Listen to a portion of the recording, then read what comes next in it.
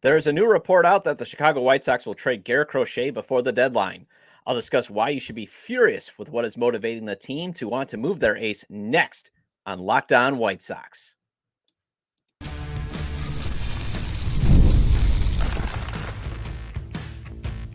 You are Locked On White Sox, your daily Chicago White Sox podcast. Part of the Locked On Podcast Network, your team every day. And hello, I'm your host, Todd Welter, a lifelong Sox fan and the site expert of Southside Showdown, part of the Fansided Network. You can check out my written content at southsideshowdown.com. And also, I've covered Major League Baseball for outlets such as the Associated Press. And thanks for making Locked On White Sox your first listen every day. We are free and available wherever you get your podcasts and on YouTube, part of the Locked On Podcast Network, your team every day. And make sure to subscribe to the YouTube channel at Locked On White Sox. Also follow or subscribe to the show wherever you get your podcasts. Well, USA Today's Bob Nightengale's weekly report hit the newsstands and the internet yesterday, and it had a juicy nugget about the White Sox plan to trade Garrett Crochet before the deadline. And as I've discussed on previous shows, there are logical reasons to do it, but his report hints at the main reason the front office will move him, and I'll discuss why you should be furious about that in the first segment. And the White Sox nearly pulled off a sweep this weekend against the Colorado Rockies. I'll discuss the good and the bad in that series during the second segment, including rookie starters Drew Thorpe and Jonathan Cannon providing some promise. And finally, it's Monday, so that means it's a Minor League Monday report. But today's episode of Locked On White Sox is brought to you by Tax Network USA. Did you know that it's never too late to resolve your tax issues with the IRS? Don't wait. Reduce your tax debt and get help from a team of licensed tax professionals. Call 1-800-549-1000 or visit tnusa.com/locked on. Now, you know I'm a die on that hill. The Sox should not trade Garrett Crochet. I believe it is better to sign him to an extension, build the next good rotation around him, since it is hard to find an ace and even harder to develop one. And the Sox have done both. They drafted Crochet and they've developed him. But Bob Nightengale, he reported yesterday that the White Sox did have brief extension talks and no agreement materialized. And now Bob has plenty of connections. Cough, probably Chris Getz. Oh, excuse me. Probably Jerry Reinsdorf within the White Sox. So when he reports something regarding the White Sox, you can usually take it as Bible. It's gospel, folks. But drawing a conclusion from his report, that is now the main reason the Sox are going to move Crochet before the deadline. So once again, it is coming down to money, and that's what should make you furious. It just reeks of the Sox cheaping out. And you could argue that it takes two to make a deal, and Crochet could be the one saying no to an extension. And I've seen the narrative already out there in the White Sox social media world that Crochet doesn't want to sign an extension because he wants to keep building up his value. But the White Sox organization has lost all credibility in these matters, especially with how they have yet to pay out a $100 million contract. And that is the going rate for elite talent. And yes, even though it's only 3 months as a starter, Crochet has achieved stud and ace status. He's an elite talent, and those guys get those $100 million plus contracts. And if you think I'm exaggerating, fine. But even paying him $60 to $80 million total, that would be considered a huge expense for the White Sox, considering the richest contract ever that the team has ever signed a player to was Andrew Benintendi at $75 million. So even if Crochet wants to keep building up his value, the Sox should, one, pay the markup value to get him to say yes to an extension. You're going to have to pay the markup. I'm sorry. 2, keep him, make another run and an extension in the offseason. And if he says no, then fine, trade him, because his value is probably going to be the same. The only thing that's adding to his value right now is he's making $800,000, not $800 million. Whoa. Remember, Jerry laughed at the idea of Shohei Ohtani getting $700 million. Just imagine him paying a pitcher that much. That'll never happen. But anyways, right now he's making $800,000. So that adds to the trade value. He's very cheap this season. and he's got 2 more years of contract control. But it diminishes a little bit with this being his first year as a starter, and he's being on an innings limit. The Sox are already talking about ramping down his work as the season continues to go on. Now, it kind of starts to maybe even out a little bit because his ability to pitch out of the bullpen, he was a reliever, and he was a reliever on a playoff team in 2021. So a contender could trade for him, even if though you're not going to have him maybe pitch major innings in September and deploy him in October. But still, if you're trading a pitcher that has emerged as a dude and is 25 years old, you better get back more than just 100% in value. And with that, we don't know if he can be a starter. And I don't know if I want to pay that markup. A front office could say that, because he's only going to help me in the bullpen. Well, you're not going to get probably 125, 150% back, because that's in terms of like the math. If you want to math this, is what the Sox should be getting for a guy like Garrett Crochet.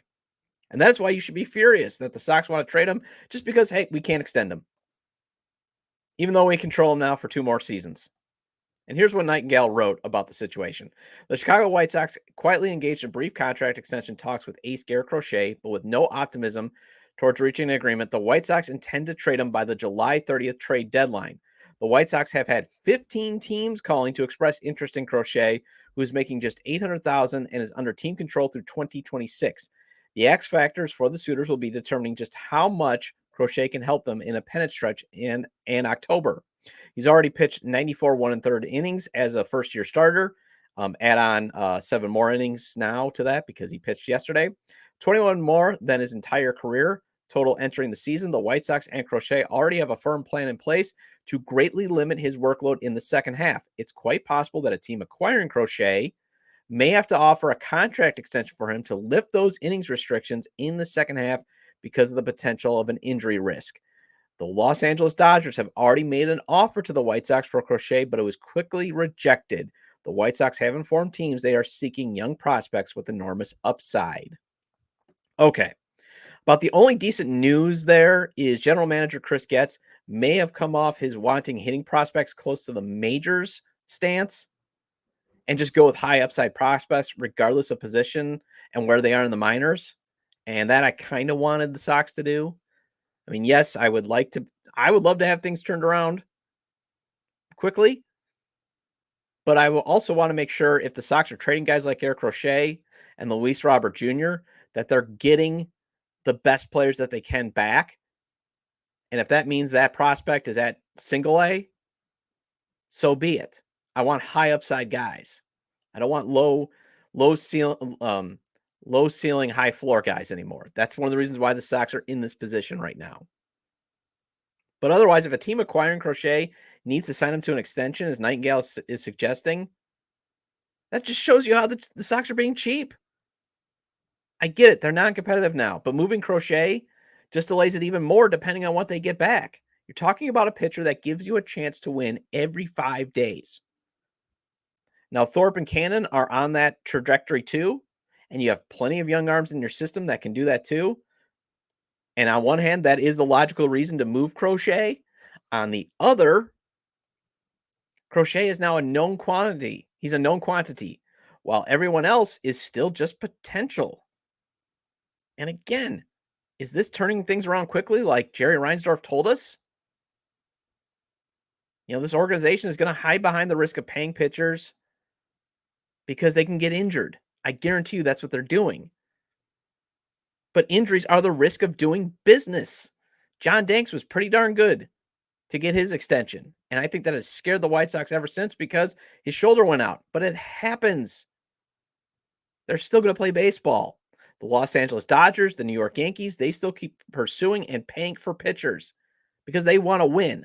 The Sox want to manage the bottom line and act inferior because they made the mistake all those years ago by going to cable while the Cubs stayed on WGN and became a national brand, and the Sox have acted like little brother ever since. Sharing a large market has been a burden rather than screw it. We're going to try to win anyways, like the New York Mets and the Los Angeles Angels have tried. And now those two little brother examples are not the best because they end up losing a lot. But to be fair, but at the same point, they still try to act like a big market club, even though they share it with iconic franchises, their market. And look, the Mets are one of the rumored destinations. And the only way that this is somewhat, you shouldn't be furious, is, and this is only a mitigate, is if the White Sox trade him to the right team. I think the Dodgers are going to circle back. That might be the right team. The Orioles and the Brewers are my other two teams I wouldn't be too upset with because they have high upside hitting. The Phillies might be okay. Padres, on the other hand, they're probably the ones that are going to want to make the deal, but it's mostly pitching, and the Sox have a ton of pitching prospects. They're hitting prospects like Ethan Salas and Leodolis de Verez. I butchered that name probably, but they're exciting prospects, but they're 18 and 17 respectively. And that is still years away from being helping the ball club. So they're not the best trade partner. Well, anyways, thankfully, Drew Thorpe and Jonathan Cannon pitched well over the weekend. Let's discuss their outings along with Crochet's against the Rockies next on Locked On White Sox. PrizePicks is America's #1 daily fantasy sports app with over 5 million active members. PrizePicks is the easiest and most exciting way to play daily fantasy sports. Unlike other apps, on PrizePicks, it's just you against the numbers. All you do is pick more or less on 2 or 6 player stat projections and watch the winnings roll in. You can now win up to 100 times your money on PrizePicks with as little as 4 correct picks. You can turn $10 into $1,000.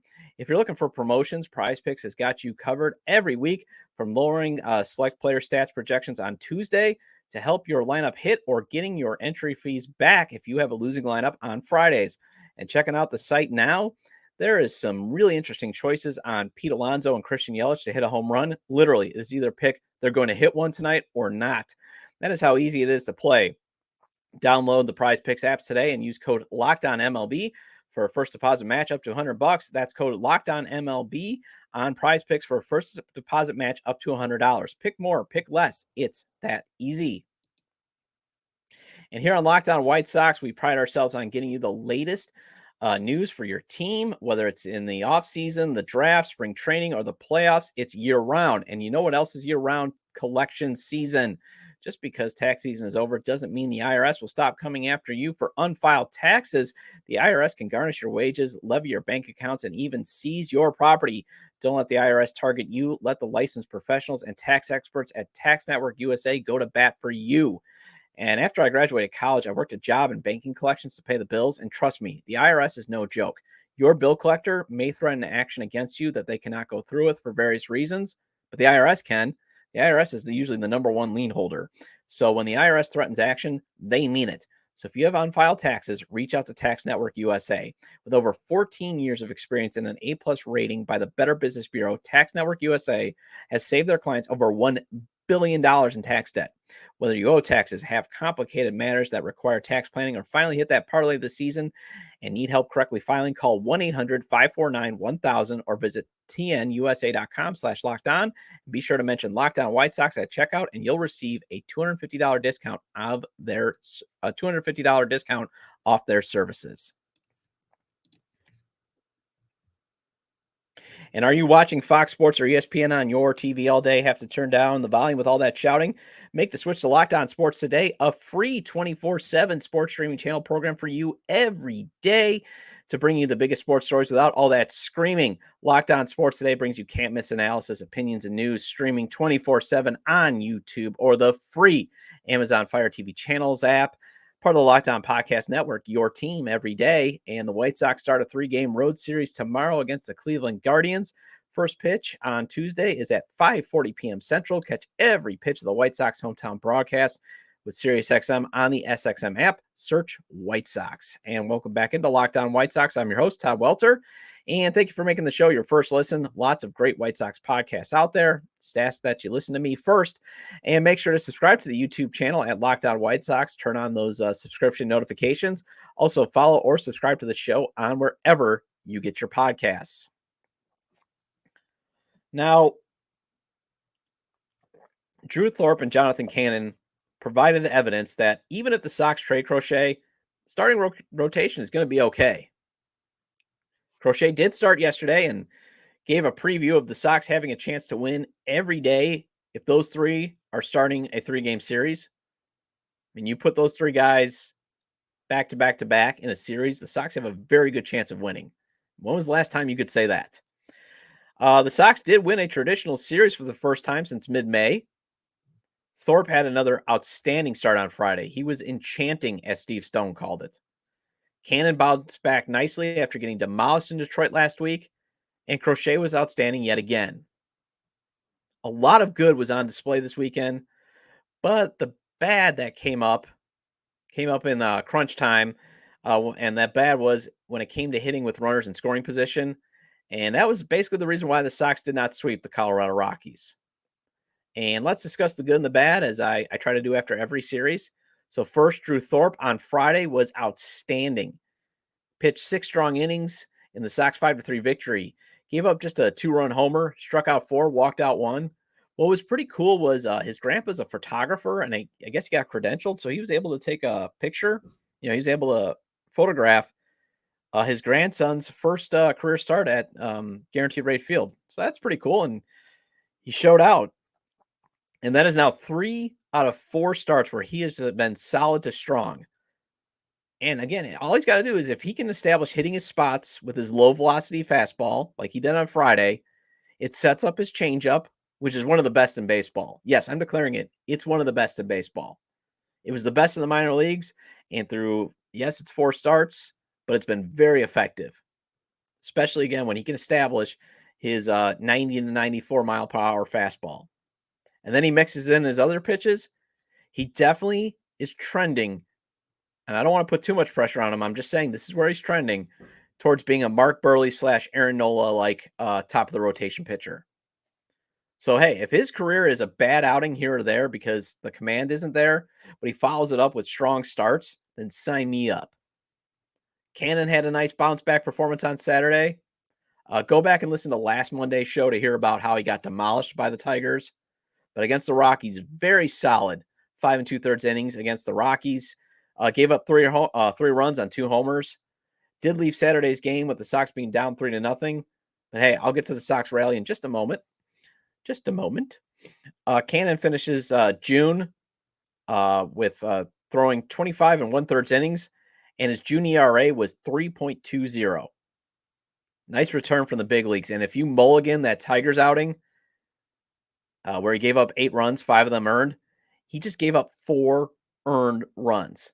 So take out that Tigers inning, or that Tigers basically was an inning that he pitched. You take that out, that is a very, very strong June. Nice return to the majors, Jonathan Cannon. And that is hope, everybody. And that's all we can have this season is individual performances that give us some hope. Crochet, though, he was not to be outdone as he finished the series with 7 outstanding innings, gave up 2 early runs, but otherwise shut the Rockies down as he allowed 5 hits and struck out 11. Crochet was dominant in June. He threw 37 2/3 innings, and he had a 191 ERA for June. But the Sox lost yesterday 5-4 in 14 innings, largely in part because they went 1 for 18 with runners in scoring position, and scoring that Manfred runner was an adventure for the Sox. Reliever Michael Soroka did all he could do in extras to keep the Sox in this one. And shout out to Michael Soroka. He's been very good in long relief. I've been a huge critic of him wasting our time, but he has done very well in long relief. And I have a feeling he's going to be back in the starting rotation once the Sox trade Fetty, Flexen, and probably Crochet. But anyways, the 10th saw the Rockies grab the lead, but the Sox did end up tying it back in the bottom of that inning. That was the only inning where you could say the offense did what it was supposed to in terms of scoring that Manfred runner. Otherwise, the 11th, Eloy Jimenez bounced out the 3rd. Paul DeJong struck out. So the ghost runner still at 2nd. Lenny Sosa lines out. Nicky Lopez in the 12th can't execute a bunt. Now, he did get the guy over by grounding out to 1st, but Corey Lee, first pitch, grounds out to the pitcher. Tommy Pham, he did nearly end the game, but an amazing catch was made by the Rockies. Luis Robert Jr. tied the game up again in the 13th, but Eloy reaches on a single, but Paul DeJong inning-ending double play. And the Sox go 1-2-3 in the 14th after Colorado executed a sack, bunt, sack, fly inning in the top of the frame.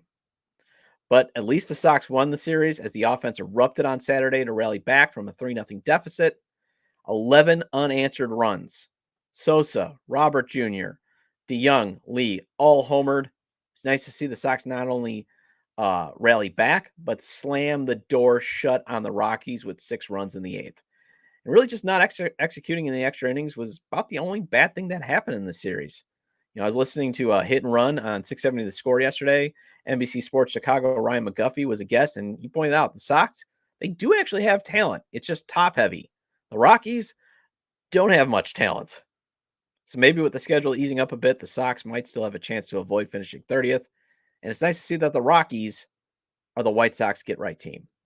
Well, it is Monday, so that means I do a Minor League Monday report, as that is where the real hope is for the Sox. So let's discuss who in the farm system will be a part of the next competitive team for the Sox next on Locked On White Sox.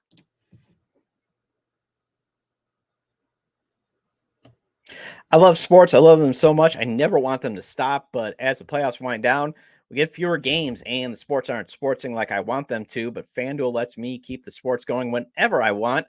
All I have to do is open up the app and dream up bets anytime I'm in the mood. And this summer, FanDuel is hooking up all customers with a boost or bonus daily. That's right. There's something for everyone every day, all summer long. Sox are off tonight, but their soccer lines today are rather interesting. Euro 2024. Think Belgium is going to advance to the next round over France? That's at plus 190. FanDuel has some really interesting props to make where you can get some serious cash. Plus 2,000 for France to win each half and have the most corners in them as well. So head over to FanDuel.com/lockedon and start making the most of your summer. FanDuel, the official sports betting partner of Major League Baseball.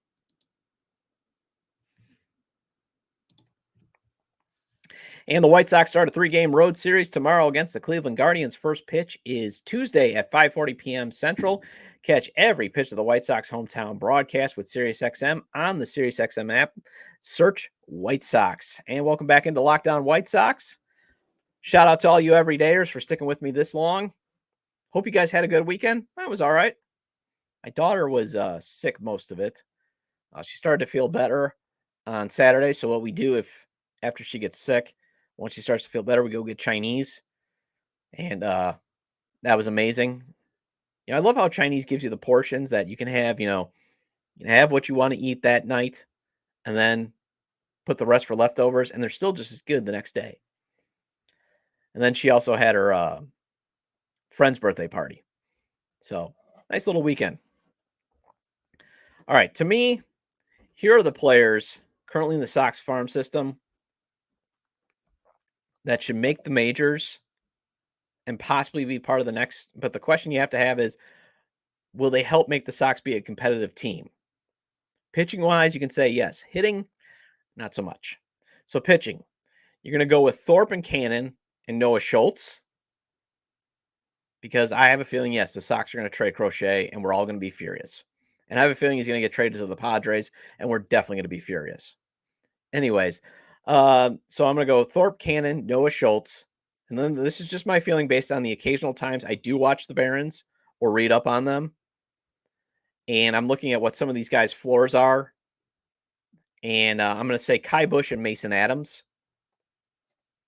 The two guys that I think can either, the three guys that I think can either contribute as starters, but at least hit their floor of being effective bullpen arms is Jake Eater, Jairo Iriarte, and Grant Taylor. Again, those three could be very effective starters. They all have ace potential, but they also have the potential to get rocked as starters. But their floor definitely indicates that they could be very good bullpen arms based on the velocity they have, especially Grant Taylor. Once he returns from the IL and continues his development, he might be an ace that the Sox develop. But at the same time, he has injury concerns. So who knows if his arm will hold up as a starter. But on the other hand, that guy could throw some serious heat. So that is the only reason why I list him in the bullpen. It's the same goes for Iriarte. His projected floor is he could be a very good closer. And every time I see Eater, he has some good innings and he has some bad. It's just a gut feeling that I have that he could at the very least be a reliever. Nick Nastrini should be in the running for a rotation spot or a bullpen spot, but again, he's got to figure out those command issues. Nastrini was the only one of those pitchers I mentioned. Well, Grant Taylor didn't pitch because he's on the IL, but Nastrini was the only one of those pitchers I mentioned who had a bad week last week. Eder did give up 3 runs over 3 innings, but Nastrini was roughed up good for 6 runs in 1 2/3 innings.